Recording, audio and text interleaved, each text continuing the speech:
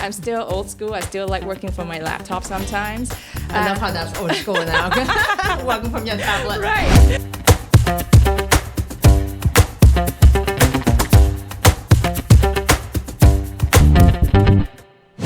So I'm here today with Kun Jackie Wang, Country Director of Google Thailand and the Philippines. Kun Jackie, thank you so much. สวัสดีค่ะ Happy to be here. Yes, I'm so excited. We finally get to meet in person. I've been a big admirer of your work. And so you've been at Google for a decade. Yes. In Thailand. That's a long time. Indeed. Yeah. So what do people usually say to you when you say you work at Google? Well, they have questions around Google Maps sometimes, in terms of, or they ask me about AI, of course, as of late, the conversations that I'm having, whether it be, with CEOs of our biggest partner to neighbors, it's hard to avoid the topic on AI. We're going to get that too. Yeah. So that is probably the most common questions I'm getting these days. Because, when you think of Google, it's one of the most innovative, exciting, and probably competitive companies in the world. What's been your experience and what led you to this role at Google today? Well, the experience has been fantastic. I mean, since I joined Google, the learning hasn't stopped for me personally at all. But what brought me to Google is actually my love for advertising. I started my career in advertising. Wow. And what drew me to advertising is because we were using storytelling to, drive and solve for a business challenge and problems. And working with the creative community, I like to call it is commercial art. We get paid to still be involved in the arts space, and what attracted me to advertising. So you didn't have a traditional tech background? No, not at all. Not at all. Not a coder at night? No, didn't do computer science or whatnot. Wow. I studied communications, and I thought I would be a lifer in the industry. Right. I was really passionate about, and I still am very passionate about the industry. But what brought me to Google is because the industry was evolving. Digital, over a decade ago, was starting. I was infiltrating into various different industries, including the communications and marketing and advertising space. And I was fortunate enough to dabble in that early, focus on that, and I was really helping customers because I saw the potential of digital and how it was really connecting with consumers and really opening the canvas around creativity. It's at the intersect of all things creative. Absolutely, right? And working in that space then got me exposed to Google. And in those days was just the power of Google search, which is still incredibly powerful today. And it's the most, I would say, it's the most ROI effective media channel out there. People are already halfway telling you what you want. If you as a brand, as a business, if you can answer that need of somebody out there, there's no guesswork there. You're halfway there, right? And today is still incredibly powerful. So my exposure to Google started from my advertising, and then I joined over a decade ago, just as Thailand was about to launch YouTube. Wow. So it feels like for most of us, we probably can't remember or what it looked like in terms of YouTube before then. Before we launched YouTube, everybody in the market where we haven't launched YouTube, you'll be exposed to a global version of YouTube, which means the content is a lot of English content, but not localized. And it's incredibly important to have local content surface. And in the past 10 years, the YouTube ecosystem in Thailand is incredibly rich. We have creators that made it to the global stage. We, in terms of just the depth and the engagement that our viewers have for our platform is just really immense. Research after research, year after year, when we survey our viewers, if they were able to pick one platform and the latest result that we have, of all the platforms out there, and there's a lot these days in terms of your attention for video content YouTube and format. is the largest one. Not just the largest, but it's the most loved. It's the most preferred. Right? It's actually a bigger streaming platform than Spotify and Netflix. So people tune into YouTube for all kinds of content. Absolutely. So it's not just entertainment, but it's a platform to learn, to discover new things, to be part of a tribe that they're really interested in. So it's really a plethora of both helpful entertaining, and I think and a fantastic learning space. And I think you could say that it gave birth to the creator economy, which is now worth billions of dollars. Yes, right, in the world. yes. And So- hopefully you can participate in Yes, that hope as well. so. Hope so. We're going to push this reel up. Yes. So so you joined Google in Thailand a decade ago. Correct. Up till now, what has been the biggest sort of wins that you've had in recent time? There's many wins. I think in the last 10 years, I've just been super proud to be part of so many milestones in Google Thailand, right? Launching YouTube was one big important one. We celebrated our 10-year anniversary last year. Congratulations. Thank you so much. We've also, I think, the work that we've done around our commitment to leave no tie behind has been, for many years, we came out and say that it's really important we're going to leave no tie behind. And within those, there's elements that we're going to focus on really helping and making a difference. And as time evolves, how we support and what we bring to the market change. But as we kind of fast forward to today, right, the areas that we really want to focus on is one, we want to make sure that we bring the benefits of AI to as many Thai people as possible. And last year, a huge important milestone for us, we make an investment announcement of $1 billion into our cloud and data center here. And that is important because that lays the foundation of the infrastructure. Correct, right? Which then allow the product and services, then which allow us to then make impactful, I think, meaningful product and services solutions to impact the community that we are operating in as well. I'd like to ask a little bit, expand on what you said about data warehouses. So we've seen, as you said, a bunch of global companies target Thailand to, become one of the locations for data warehouses. But in layman terms, without any technical background, I always get a little bit confused. What does it actually mean to build a data center? Well, for all these things that we're using in terms of the product services or even from a business standpoint, right? All this information's got to sit somewhere at the end of the day. The cloud is when we say cloud from a business standpoint, it just means that you don't have to house it within your organization. It's housed somewhere, but it still needs to sit somewhere.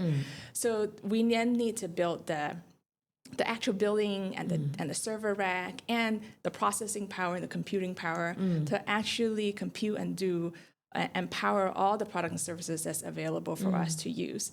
And so that is when we say we're building a data center. So that's the kind of physical hardware infrastructure that allow us to then enjoy, the AI from a Gemini perspective, right? When we ask a question, and so that all needs to get processed somewhere.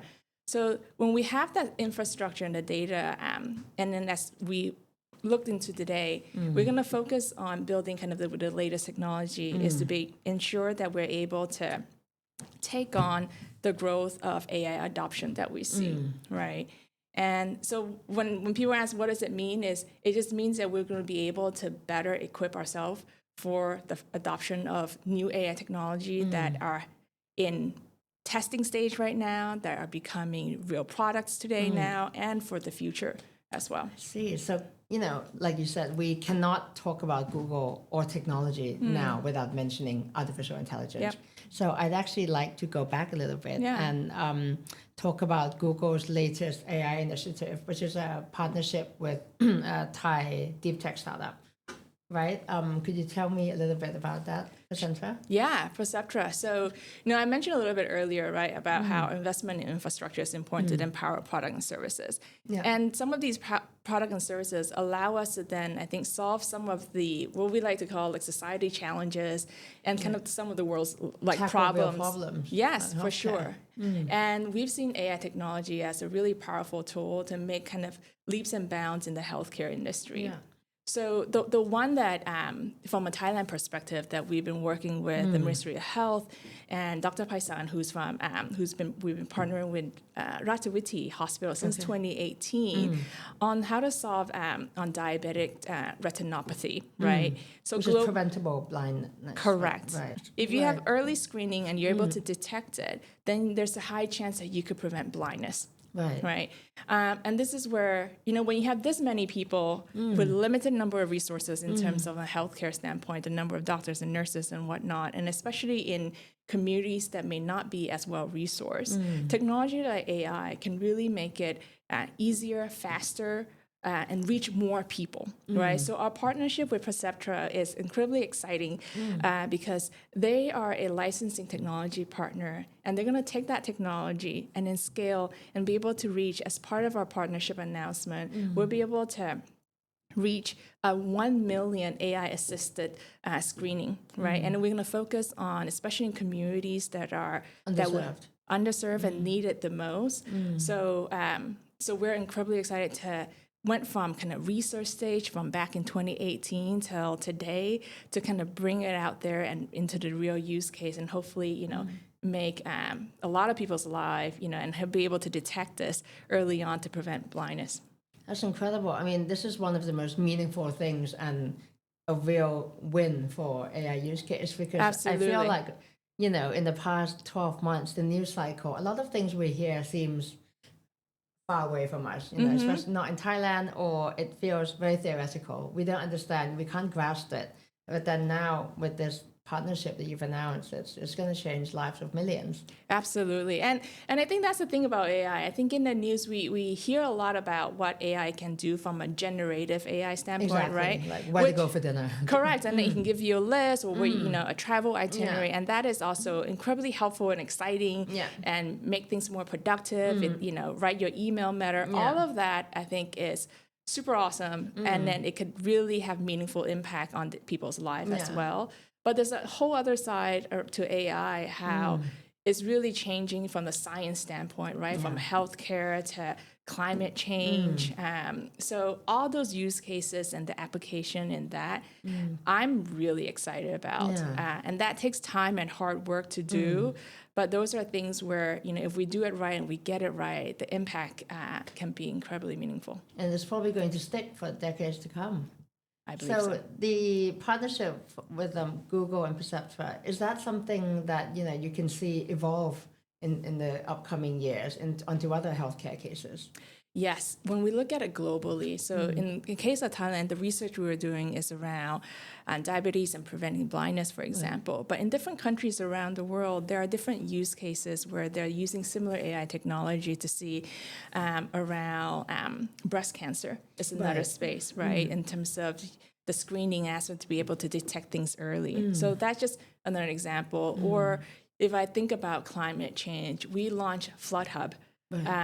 In certain markets first, but now it's also available in Thailand, where we'll be able to essentially detect and warn people of a potential flood, especially next to from a river perspective. So I think through the technology, we can then alert people that we're saying that we went from probably longer window to now just 7 days, and the goal would be to how can we even warn people ahead of time that we see a potential that the river is rising and that there's a risk in terms of flooding in your neighborhood, or so those evacuation early warnings can definitely save lives. So those are just some examples in terms of how we see how it evolve and continue to get better. Definitely needed, especially with climate patterns being as they are. So AI is becoming incredibly useful in terms of preventive and screening measures. That's really exciting. Yes. So still on the topic of AI, I read the other day that Google committed $75 billion to AI research, and I know that Gemini 2.0 recently launched, and it's going to be a game changer for coders, developers, solving complex problems with a bigger context window. And so I guess my question is, like you said, the race has been pretty much about generative AI, who can get the chatbot thing quite quicker. And I think at this stage, the competition layer is pretty consistent now with all the major players. Where is that edge that that people are competing for? What is that sort of special secret sauce that will put other AI agents on top of each other? Well, I'm assuming have you been using some AI and asking questions? Yes, I was using Gemini just the other day. Okay, very good. I'm not a coder, not developer, so I use it for very basic purposes. All right. But when you get an answer sometimes, you want it to just then take it to the next step. And, right? So, and that's when I personally use, and then I'll just use travel, for example. Yeah. Right? So, you know, we're all kind of familiar. We can ask the question, say, I'm going to Japan, give me a itinerary, right? So it will come out, and then it's like leaves the result we get is like, wow, save me half an hour of, you know, searching in so many different places. As we evolve, I think, into this year, what I'm really excited about this year is, so last year is a huge year. We've seen how, what AI can do. Toward the end of last year, we launched, and into this year, we made a lot of announcement into our latest model around Gemini 2.0. And I think we're really moving to what we call the agentic AI era. That's my next question. Right. And that is really exciting because, great, now you have, you know, give me a really nice detailed travel itinerary. But why don't you just go ahead and book it for me, right? If this is the best price on the date that I need to, go ahead, you know, book that flight for me. If you know, this is the list of hotel, I can say, go ahead, book that hotel for me. Why don't you also, you know, make some reservations for dinner and get me a ticket to go book my flight. Yeah, right. And flight, this is where hotel. Google has a clear, obvious advantage because your ecosystem is so large. Google Flights, Google Reservations, everything. Is that where it's heading? I think this is where we see in terms of when we're constantly doing tests to understand how users, like what is most useful to our users, right? And with the early testers, but the reason I ask you is because even for myself these days, when I ask for this, it just feels like the natural next thing is that you will just go ahead and book for me, right? So and pay for it too, right? But you know, a lot of these things there's that need for it, but we got to do it correctly and responsibly, right? So once you start letting AI take your credit card and to book for you, you want to make sure, you want to make sure the right safety measures are in place as well. But you can see that potential, right? And that potential is incredibly real, and I think it's going to happen very soon because we're already testing this. Last year, if you haven't seen the demo of Project Astra, I recommend you checking it out, right? It's agentic AI experience on your smartphone, which is then the usability of it becomes so much bigger and wider, especially in this part of the world where everybody it's amazing for me. I find how much people can work from their smartphone here. I'm still old school. I still like working from my laptop sometimes. I love how that's old school now. Working from your tablet. Right. But on a smartphone, just to be able to ask it questions and help and get the right answer right away, right?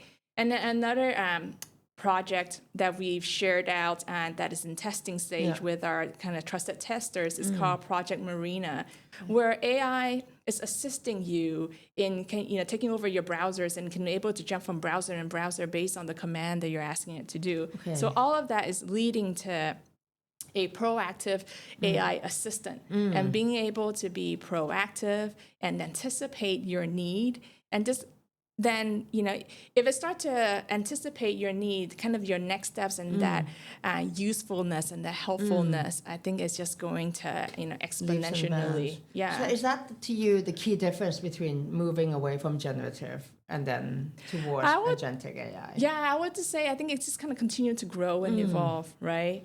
You know, it's the hype, you know, AI has been around for a really long time, but it wasn't until just the last couple of years where we see the breakthrough in terms of at a consumer level. Correct, right? So, but if you look back, it's only been a year and a half, maybe so we're still in the early stage, I would say. So there's a lot of, I think, more exciting things coming down the path.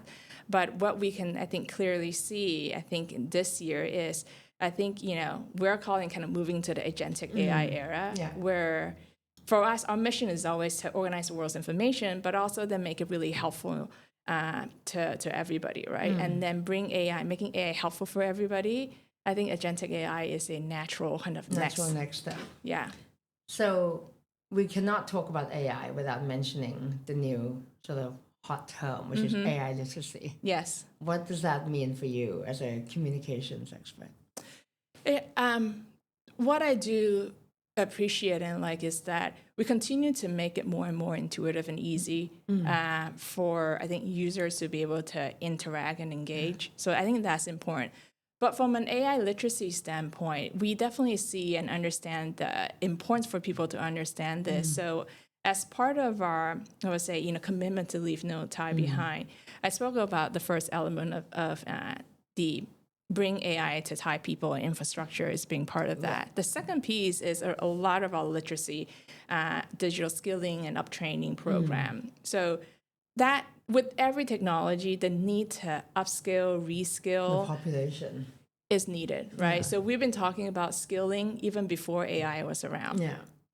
But with AI, it probably is even, the importance of it becomes even more important, right? So we've launched, we have a program called Samat Digital. It's a play on words, Samat, and looks a little bit like smart as well. And means capable. Correct. In Thai. Yeah. So, and through that, we've been training in terms of all sorts of different upskilling programs. But our latest is launching an AI essential course, right? And this is kind of open to everybody to give people the basic understanding of what is AI, how does it work. It's almost like a 101 opening training to just people familiar with it. But the other piece that I think is also important is, we've probably heard the term of like train the trainer, the importance of the more people who understand it, who are in a position of scaling education to more people, then you can even reach more people. Correct. That's important. Yes. So we're excited that we've been, training, I think, thousands of teachers around this. And hopefully they can then bring it class into more people. Yeah. And with that in mind, do you, as a mother of two, do you still think soft skills is an important thing to have? Yes, I think, human beings are social creatures, right? And at the end of the day, I think if you talk to, when I talk to senior leaders or I talk to anybody, when you ask them when they look back at their lives, it's not probably, what they remember most is not sitting in front of a computer doing something. It's definitely the connection, the people that they make, right? So all of that social skill, I think, is part of that as well. So as more important than ever, I guess. I think so, right? Because I think there are distracting, or there's a lot more touch point in terms of fighting for attention for everybody, include our kids. So when I think about my kids and what is important, and I think, and this is, I think, relevant not just for Kids This Day, for everybody, right, is to have the kind of learning mindset and growth mindset, and then to how do you then build good learning, like lifelong learning skills? Because clearly, I think just when I reflect on my career and my life, when I started to now, things have evolved and changed, and I have to kind of learn and relearn so many times already. You can't be complacent, especially working in the position that you are. Correct. And I think that's going to be true for, it doesn't matter what industry, every industry has gone through some kind of disruption. And when I talk to different partners, it doesn't really, even in the most traditional industry, they're facing disruption. They have to go through change as well. So being able to, young people these days, the skills that they need to have around being able to adapt, to be able to thrive in uncertainty, or at Google we like to call, and thrive in that ambiguity. When we at Google, when we interview, one attribute that we really want to try to understand is, how do you interact, or how do you deal with uncertainty, right? Do you thrive in it? Do you find that as an opportunity and exciting? Because that's a job interview question. Because we want people, because we know the world is changing, right? Technology by itself is constantly evolving and changing. But be more than that, the world is constantly more so than ever uncertain in terms of direction. So having that resiliency and to be able to then work with people to have the soft skills, right? To be able to communicate well and understand and work collaborative are all going to be, I think, just make a person more well-rounded, and I think hopefully happier. Yeah, so that would be the one big advice you would give to a fresh grad who's looking to apply for a job at Google. Yes, for sure. Growth mindset, thrive in ambiguity. And I would just say,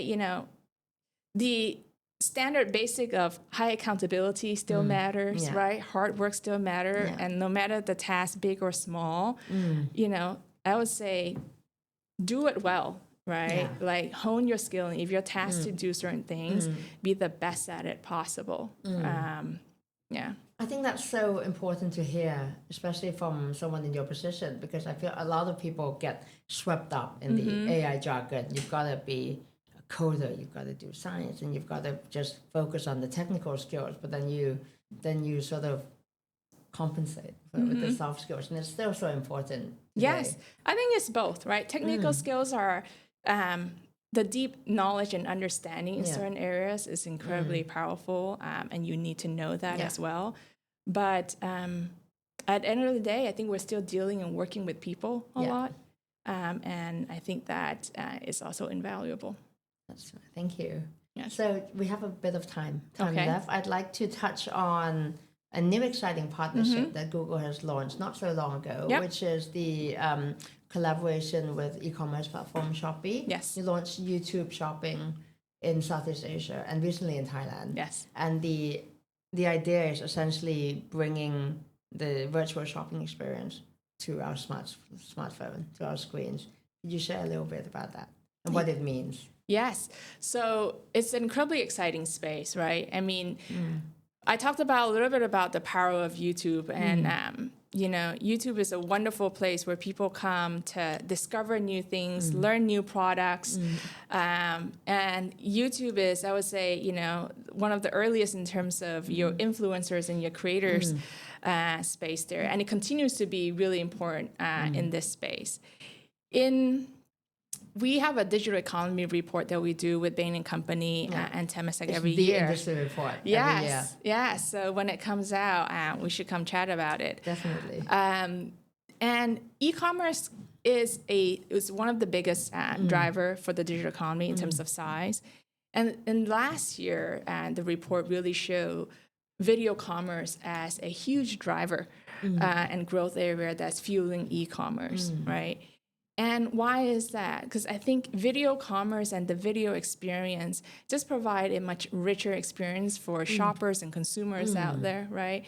Is they can have an interactive and a rich experience of understanding the product and services. So as the discovery aspect of product and discovery of products happening in the video space and the YouTube space, we want to make sure that we also then create a solutions or in a partnership with Shopee to ease the transaction aspect of things as well. Okay. So we're really excited that we have this YouTube shopping affiliate program where from a creator perspective, they're able to generate new revenue stream, right? On the product they are passionate and love about, they're talking about, they can now tag it and make it easier for their fans to then know where it can go ahead and buy it and understand the pricing of it, right? So it deepens the relationship between the seller and the buyer, essentially. I think so too. Right? I think it provides that ease of getting to buy it, right? And from a buyer perspective, if you're watching something and this is a product you're interested, you can continue to watch it, click on the product to understand, and then go transact it on the shopping platform. Right, for brands, for product owners, you have another channel to get your product up there. Yeah. So we do see this as a kind of a win-win situation for the various different stakeholders involved. So we're incredibly excited. E-commerce and video commerce and video consumption in Thailand is massive. We're the second country, I think, to have this partnership. To launch in terms of we're the second in terms of size of digital economy. And we're also second in terms of launching this program out with Shopee. So we're excited to see how it goes, and we'll be launching across Southeast Asia. I think there's a lot of momentum there. Yeah. Do you think it also makes it a little bit harder for sellers as well, because now they don't just static sell and they're done, but they actually have to learn new skills. They have to be on camera. They've got to engage. I think that's the beauty about YouTube, where is that because they have the fans who trust them in terms of, YouTube's one, in terms of the various different platforms out there. When we do surveys, viewers and fans of YouTube tell us that they trust the platform, and in a way they also trust the creators that they're following, right? So a lot of creators, they can be who they are in terms of remain themselves, right? Authentic self. Correct. About talking about product, giving the product review. Yeah. We're just now adding a tool for them to provide that ease and convenience to their fans, right? Which could potentially be a buyer for a product owner. Yeah. So from that perspective, I think, like, I look at it that way, and I think that's the beauty from a YouTube perspective, that for creators that have built a fan and a trusted tribe within their community there, they can continue progression, do what they do. For newer creators that want to sell things or wanted to explore how to be a creator on YouTube, they have even more avenues in terms of participating in this creator economy. All the resources at their disposal. Correct. Yeah. Just to wrap up, I'd like to ask you, what are you most excited about for this year? Whether it's work, personal life, emerging technology. It has to be agentic AI. I think as we're heading into this era, I mean, you can see the potential of how AI can be so powerful, so helpful, such a huge time saver already in so many things. And then for it to be able to then just be an agent and assistant in various different use case, for me, I really am excited about it, and I can't wait for that to happen because now my expectation is now high. I was like, it should be able to do this, and they're working on it. We're working on it. And you're going to be seeing a lot more rollouts. Absolutely. So I would say stay tuned for this. And the other piece is, I'm also from a Thailand perspective, language is always a tricky one, but I'm super proud of how I think Google's being able to get language and improve our local language capabilities faster and better. It continues. So I speak two languages. I speak Thai and English. But I still need to use Google Translate to help me read and write and try to understand some Thai. And I've just been amazed on how well Google, when you use local language, it understands. So I think that's, from a lot of our viewers and users, I hope, our capability, like with Gemini Live, which is you can actually have a conversation with Gemini in Thai. So if you haven't, go. I'm going to try it right away. Yeah, try and have a conversation with Gemini Live in Thai. The way it's able to kind of understand what you're saying, to be able to take the context and have a really smooth and conversational dialogue with you, it's truly mind-blowing. And we, as part of the U.S. Super Bowl, we just launched a wonderful tearjerker ad. Oh, I saw a bit of that. Did you where the father was practicing for an interview with Gemini? Right. So it was a tearjerker for me. But you can do all of that in Thai now as well. And that's actually quite a unique selling point, because not all AI platforms are able to do that at this scale. And it's localizing the technology and bringing it to many more people. Yes, and I think we, in terms of our language and localization, I think we try to do it with as much care as possible and really try to sound as local as possible and to really try to understand. Thai language is not an easy one for us to get right. Yes, so I'm always really happy to see that, I know we don't get everything right, but I think we get a lot right. And that's all that matters, I think. Excited to see what this year brings for you and Google, and I hope to come and do more interviews and maybe visit your office one day. Yes, please do come and check it out. Thank you so much. Okay, thank you, Nikki. Thank you so much.